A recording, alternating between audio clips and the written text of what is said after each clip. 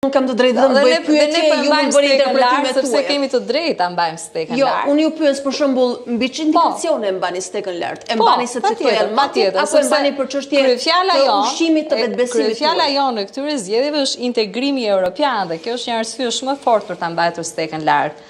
Kryefjala jonë nuk janë tema të cilat nuk janë tema për Shqipëri. Për shembull, më habiti kolegu im deputet në Kuvendin e Shqipërisë i opozitës, zoti Mediu, teksa ishim në një takim me profesorët e OSBE-s që kanë ardhur të vëzhgojnë zgjedhjet në Shqipëri. Ne jemi të dy pjesë e Asamblesë Parlamentare të OSBE-s dhe kur na pyetën për kryefjalët e programeve të secilës partie, ai tha që ne kryefjalë kemi familjen, kemi martesën. Unë nuk mendoj që kjo është kryefjalë në Shqipëri. Nuk është kryefjalë, nuk është një çështje. Kjo është një çështje të kopjuari. Të kopjosh Amerikën dhe ta sjellësh në Shqipëri dhe kjo më duket totalisht e gabuar, sepse do ishte mirë që ne të ishim në ato lloj fushate ku vendoset për politika caktuar, ku vendoset për çështje të mëdha, por ne nuk e kemi kapërcyer ende, nuk kemi fare te ky stad.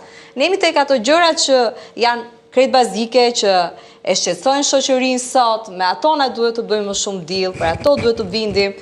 Kjo është edhe historia e gjatë e tranzicionit, është edhe historia e gjatë e punëve të pabëra. Por ama koha që në të cilën jemi aktualisht është një kohë pozitive për Shqipërinë, është një kohë pozitive për qeverisja, sepse ecuria në këtë proces, që nuk është një proces i shkëputur dhe që duhet pari vetëm, sikur ekziston i vetëm dhe nuk është një proces i lidhur, se në fakt është i lidhur me të gjitha reformat që ne kemi bërë, ka ecur shumë mirë. Dhe premtimi i Shqipërisë që të mbylli procesin e integrimit evropian në vitin 2027 është një krye arsye që çdo shqiptar ta investojë votën për Partinë Socialiste. Zoja Felaj, do të ndalojmë këtu, megjithatë, meqense ju përmendët si referencë krahasimore zotin Mediu, Partinë Republikane në këtë rast duke qenë pjesë e koalicionit për Shqipërinë Madhështore. Është pjesë e listës së mbyllur me sa ditë të listës Partisë Demokratike. Prandaj përmend koalicionin për Shqipërinë Madhështore të Partisë Demokratike, besoj se keni një diferencë dhe kontrast të madh. Zoti Mediu vjen me këtë alternativë që ndoshta për ju nuk mund të quhet agjendë prioritare për Shqipërinë, po ai nuk ka qeverisur vendin për 3 mandate. Për shembull, ju nuk mund vini me ofertën e pasaportës europiane sepse ju duhet vini edhe me llogaridhënie, me bilancë, me transparencë. Ne vim me ofertën e pasaportës europiane sepse ka qenë vetë komisionerja e zgjerimit e cila e bëri më parë këtë ofertë. Dhe kur flet komisionerja e zgjerimit, ajo nuk flet si një politikane, më shumë se sa një teknike. Dhe burokracia që këtë ofertë do ta bënte edhe në rast se PD-ja do të vinte në pushtet. Burokracia është e skajshme dhe ne jemi parë si me lup në çdo ligj që kemi miratuar dhe në çdo reformë që kemi bërë.